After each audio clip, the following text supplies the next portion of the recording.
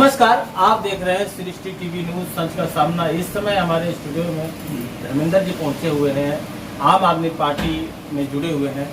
और आइए जानते हैं जो आम आदमी पार्टी में जुड़ने का कारण क्या रहा, मुद्दा क्या है, विषय क्या था और इनके जो मन में ख्यालात क्या थे कि आम आदमी पार्टी में क्यों जुड़े, और भी पार्टियां थी। तो इनसे जानते हैं। धर्मेंद्र जी नमस्कार। नमस्कार जी।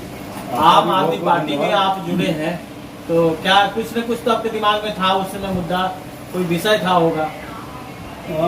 विषय ये था कि हमको राजनीतिक लोग तो है नहीं, साधारण लोग हैं, आम परिवारों के लोग हैं। पर जब इस सिस्टम को किसी थाने में चले जाओ रिश्वत मांगी जाती थी, कहीं म्यूनसिपल कमेटी में चले जाओ रिश्वत मांगी जाती थी, रोडों के काम नहीं होते थे, स्कूलों के काम नहीं होते थे, सरकारी हॉस्पिटल्स में काम नहीं होते थे, ये सब चीजें टीस पैदा करती थी। फिर एक अन्ना मूवमेंट हुआ देश के अंदर, उस अन्ना मूवमेंट के साथ हम जुड़े। राजनीति में आने का हमारा कोई मन नहीं था, कैसा भी साधारण से परिवार के बच्चे हैं। उसके बाद हमने कोशिश करी कि शायद ये सरकार इतने लंबे अनशन के बाद ये सरकारें मान जाएंगी, ये नेता लोग मान जाएंगे। तो सत्ता तो एक ही जैसी है, चाहे बीजेपी रहे या कांग्रेस रहे, सत्ता एक ही जैसी है। अब उसके बाद फिर जब हमारी बातें नहीं मानी गई तो सब आम लोगों ने तय किया कि अब हम लोग खुद एक पार्टी बनाएंगे और उसके बाद हम अपने काम खुद करेंगे। हम नेताओं को भरोसे नहीं देंगे, हम लोग सरकार में आएंगे, आम लोग सरकार में आएंगे, अपने काम खुद करेंगे, विधानसभा और संसद। कोशिश करी थी हमने। पहली बार में दिल्ली में लोगों ने 28 सीटें दी थी, उसके बाद ऐसी जबरदस्त सरकार बनाई, ऐतिहासिक जीत दी। उसके बाद तीसरी बार भी जीत दी, उसी वजह से दी क्योंकि हमने आम लोगों के काम किए थे, जो आम लोगों से जुड़े हुए थे। तो यही एक कारण रहा था कि हम राजनीति से जुड़े, वरना हमारा ऐसा कोई राजनीतिक बैकग्राउंड नहीं है। हमारे परिवार में कोई राजनेता नहीं थे। हमारे पिताजी जो थे वो क्लर्क थे, एक उसमें मंडी सुपरवाइजर थे। ऐसा कोई हमारा बेस नहीं था राजनीति पर। फिर जब लगा कि हाँ हो सकता है, उस आंदोलन ने एक चीज तो सिखाई, आप करने की आपके अंदर इच्छा है तो हो सकता है। तो जब हो सकता है तो हम भी फिर उसी जुनून के साथ लगे, हम करके कोशिश करेंगे। बाद में बुढ़ापे में ये ना कहें यार काश ऐसा करते तो शायद हम अपने क्षेत्र को, अपने देश को ऐसा बदल सकते। तो यही एक कारण रहा था और कोई बहुत बड़ी बात नहीं। फरीदाबाद में बात करें तो पार्टियां यहाँ बहुत है, जेजेपी पार्टी है, बीजेपी है, कांग्रेस है। तो इन सबों में आप क्यों नहीं जुड़े, क्या कारण है? देखिए, बात पार्टी की है और उससे भी पहले बात विचारधारा की। हम उस विचारधारा से जुड़े। पार्टी तो और भी बहुत, किसी में भी जुड़ सकते थे अगर हमें राजनीति का शौक होता।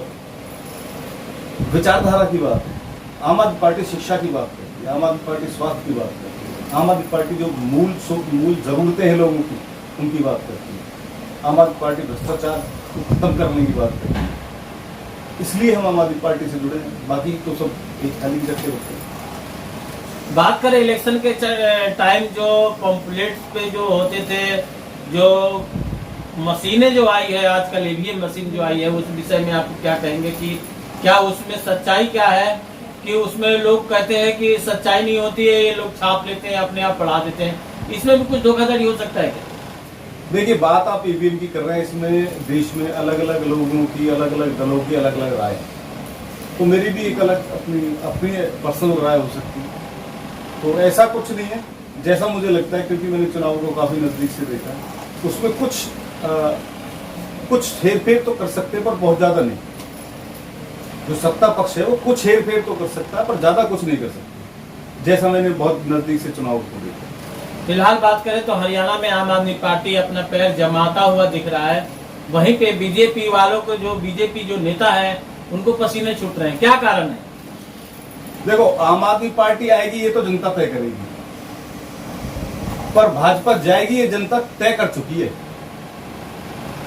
लाना किसको है ये तो जनता तय करेगी, पर ये तय कर दिया है क्योंकि हम ग्राउंड पे रहते हैं, लोगों के पास जाते हैं, मिलने जाते हैं, कभी चौक चौपाल पे मिलते हैं। तो ये तय हो गया कि भाजपा जाएगी। ये कितना ही कोशिश कर ले, कितना ही वन नेशन वन इलेक्शन कर ले, कितना ही इंडिया को भारत करने की कोशिश कर ले, पर ये बचने वाले नहीं है। इनका सुपड़ा साफ होगा। ये ऐसे जाएंगे जैसे पहले 4 थे ना, सत्ता में आने से पहले, ये सत्ता ये जब जाएंगे तो 4 ही रह जाएंगे, ध्यान रखना आप लोगों का। कुछ हम जानेंगे जो अरविंद केजरीवाल जी हैं, जो मुख्यमंत्री हैं, उनको हरियाणा में क्या नीतियाँ नया सबसे पहले लाएंगे जब उनकी पार्टी यहाँ बनेगी। देखिए, मूलभूत सुविधाएं, बस एक जो लोग होते हैं, जो जनता होती है, वो सत्ता से चाहती क्या है कि हम आपको टैक्स देते हैं तो हमें मूलभूत सुविधाएं कम से कम दी जाए। तो वो मूलभूत सुविधाएं हम लोगों तक पहुंचाएंगे। आप दिल्ली की बात करके देखिए, दिल्ली में इलाज फ्री है, शिक्षा फ्री है, 200 यूनिट तक बिजली का बिल फ्री है, पानी फ्री है, ठीक है। ये और सरकार घाटे में नहीं है इतना कुछ देने के बाद भी। और हरियाणा की सरकार पहले कितने हजार का घाटा था जब आई थी, और अब इन्होंने कितना कितना कितना कर्जा कर दिया, समझ में नहीं आता। उधर पंजाब सरकार ने 14,000 करोड़ को मूल में से घटा दिया, ठीक है। ये ईमानदारी की बात, ये ईमानदार राजनीति की बात है। जब अगर राजनीति में ईमानदार हो जाएगी ना, आप मान के चलना है कि देश को बढ़ने से कोई नहीं रोक सकता। धन्यवाद, हमारे साथ जुड़े रहिएगा, हमारे चैनल को सब्सक्राइब कीजिए, लाइक कीजिए। मैं अमरिंदर सिंह, धन्यवाद।